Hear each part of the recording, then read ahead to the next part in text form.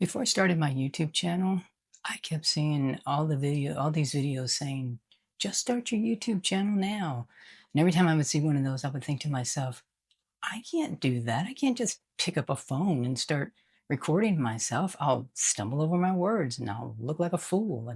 And then I would think, well, what if my family laughs? What if, what if people think I'm being silly or I'm too old to start this or the big one is, I don't like seeing myself on camera. And I don't like hearing my voice. Those are big ones. I had a reason for everything on why not to start. So why I wanted to start my YouTube channel is I thought it would be a good creative outlet. I had thought about it for a while. It looked really interesting, and I saw other people doing it, and I was like, maybe I could do it. But then I always had an excuse why why I couldn't start. And honestly, when I first thought about doing a YouTube channel, the first thing I did was Google how I could start a faceless channel. So that way I didn't have to appear on the channel. I could just, do something faceless. But that almost seemed more complicated than just picking up a camera and start talking. And so while that was a seemed like a good solution when I researched at the time, I was like, this is going to require even more work. I quickly thought, no, I can't do that. I'm going to have to get up the courage to turn my phone on and start recording. I think one of the biggest mistakes I made in the beginning when I was first looking at starting is I watched all of the guru channels, those people that have been on YouTube for a long time.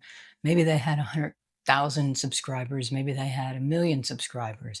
And I remember thinking, emotionally, I'm not ready for this. And I couldn't connect with that at all. What their advice was good, but for someone that had a tiny channel just starting 9 months ago, it wasn't relatable to me. It didn't make a whole lot of sense. They seemed so much more comfortable with the cameras than I did.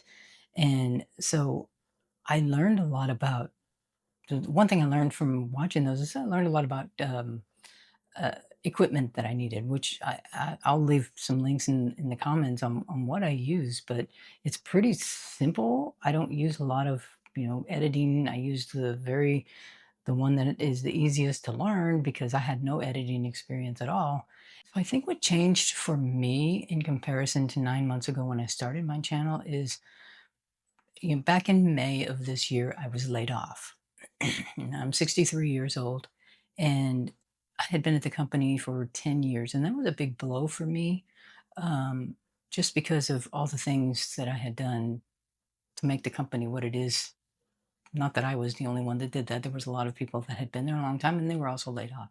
And so when I was laid off, I thought, well, maybe I have the time now because before I was trying to create videos while I was still working full time, and it was very difficult to do because I felt it was starting to feel like, oh, this is just another job, and I'm spending hours and hours editing after I do the video, which is not very good anyway, I thought, and I didn't like hearing myself on recording. I didn't like seeing myself in video. I still struggle with these things today. It doesn't go away. I think it'll always be a struggle for me because I'm from the generation, I'm 63, and people in my age group, younger and older, remember a time when we didn't have mobile phones, we didn't have Wi-Fi, we didn't have computers. If you wanted to send a letter to somebody, we didn't have email. If you wanted to send a letter to somebody, you hand wrote it. Maybe you use your word processor, but anyway, you had to mail it. And we didn't have social media platforms. I remember a time before YouTube, before Google, all of those things. I remember a time before these things. And so I think I probably was maybe, I don't know, I probably was in my teens, my late teens before I ever heard my voice recorded. And when I did, I was like, that's what I sound like. And you can imagine the first time I saw myself on video, I was like, oh my God, because I hated getting my picture taken anyway, because I would always, my eyes would be closed or something ridiculous. And so having, hearing my voice and seeing myself on video was a complete shock because people that are younger in their 20s, they grew up with all of these things already. They were kids when they got phones. These were internet was there. social media was there, and those are things that I can't relate to those things. I love them now. They're there and they're tools that I use, but I didn't grow up with those things. And so it was all new to me. So what I had to do and what helped me was, and what changed when I was laid off is like, I'm not going to listen to any more YouTube videos. I'm just going to record and whatever happens, happens. If nothing else, if nobody watches, if YouTube doesn't push my videos, I'm just going to have this as a I guess a library of things that have happened in my life. And that's just what I'm going to do. And I'll see what happens. And so that's what I did. I didn't get any new equipment when I started afterwards being laid off. I didn't change my editing software. Uh, the only thing that changed was I just started recording. Is it still uncomfortable? Yes, it is. I usually have at least two, three false starts, and I have to restart over over again. It happens every video. Is it better than it was 9 months ago? Sure, because while I'm still editing, I use CapCut, and while I'm still editing my videos, I don't spend hours editing any longer. Not because I've gotten so much better at recording. It's just that I don't think it's necessary because people talk how they talk. No one talks without ever making any mistakes in their speech. And so is there going to be an in there? Is there going to be an extra and or something like that in my videos? Absolutely, there will be. And so I think I've learned one of the things I've learned in recording is to slow down, uh, because when I first started, I would just ramble through, and I would have all this stuff I wanted to talk about, and I'd be done in 5 minutes. So, so I was talking too fast because I was nervous, and when I get nervous, I tend to talk fast. So I have to remind myself when I'm recording to just think about you're talking to one person, because while I'm not talking to anybody right now except the camera, I can visualize just sitting here or standing here, however I'm recording, and just it being one person. And if I keep that in my mind, it really helps me get through the recording without feeling overwhelmed or, oh, I have to stop it and restart it or have to re record it. Because I used to re record constantly. And it's like sometimes it's necessary, and other times it's like just go with what you have, see what people think, see if it helps anyone, and just go with that. And so I think what I was waiting for 9 months ago when I first started my channel was I was waiting for me to feel more confident, and it never happened. And so I think what I learned was that confidence tends to follow. It doesn't come first, at least not in my case. And so I feel more confident than I did 9 months ago? Absolutely. Am I some YouTube guru? Absolutely not. And I will never think of myself that way.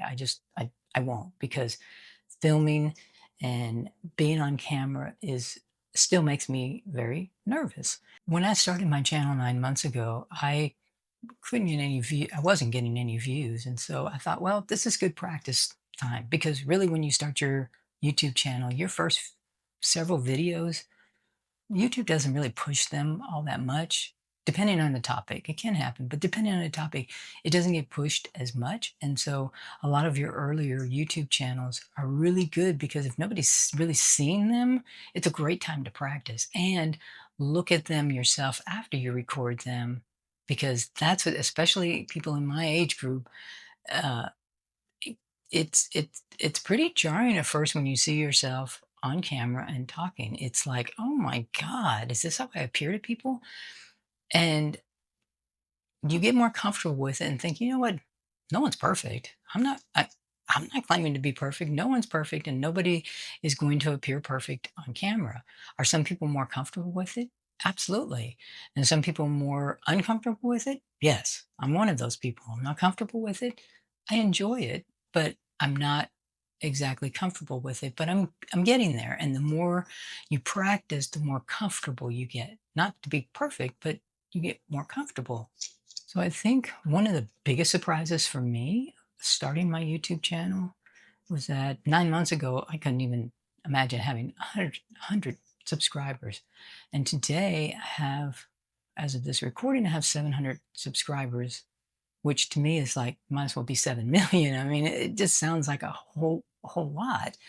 And I had one video recently that's over on my layoff journey that has over, as the time of this recording, has over 80,000 views. And that just blows my mind, um, that people were interested in that story.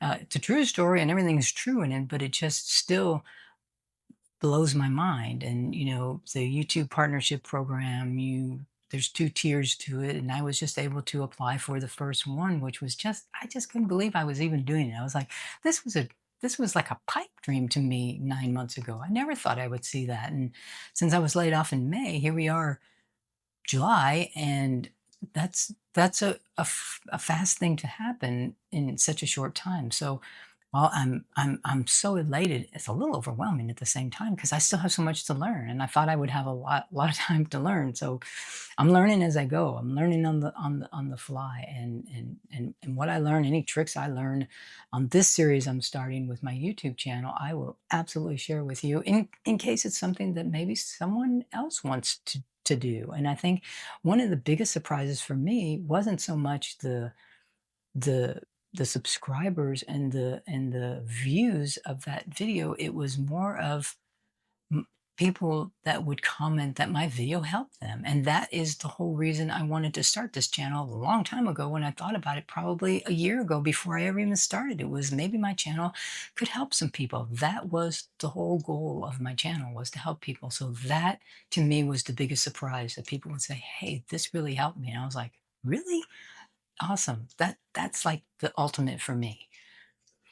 So if you thought about starting your own YouTube channel, maybe you saw this one and thought, oh, that's a small channel, and maybe I could do that. Because I'm nothing special. If I can do it, believe me, you can you can do it too.